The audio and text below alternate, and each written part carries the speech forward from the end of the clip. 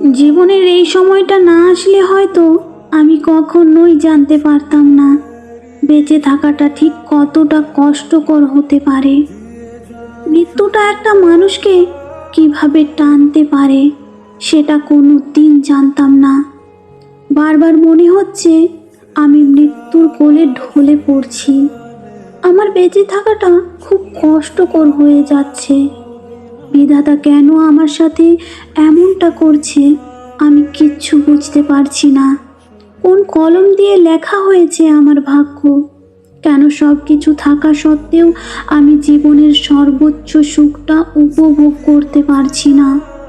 আমি জানি না আমি কতদিন বেঁচে থাকতে পারবো বা নিজেকে বাঁচিয়ে রাখতে পারবো, কিন্তু এখন এই মুহূর্তে দাঁড়িয়ে থেকে আমার একটা কথাই মনে হচ্ছে, আমি মরে গেলে হয়তো অনেক ভালো হবে।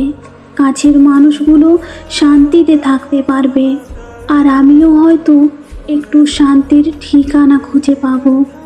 জীবনের এই বাস্তব কথাগুলো আমার জীবনে না এলেও পারত। তিলে তিলে একটু একটু করে নিজেকে শেষ করে ফেলছি। এর যে একেবারে শেষ করা হয়তো বেশি ভালো হবে। আমার আত্মা থেকে আমার রুহটা বেরিয়ে গেলে হয়তো আমার মুখে হাসি ফুটে উঠবে। এই পর্যায়ে দাঁড়িয়ে আমি কি করব কিচ্ছু খুঁজে পাচ্ছি না। হে সৃষ্টিকর্তা, আমায় মুক্তি দাও, আমার মৃত্যু দাও।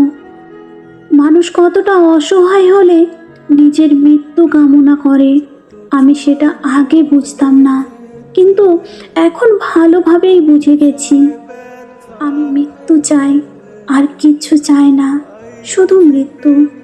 মৃত্যুই হয়তো আমার এই জীবনের শেষ পরিণতি, শেষ ঠিকানা, শেষ গন্তব্য।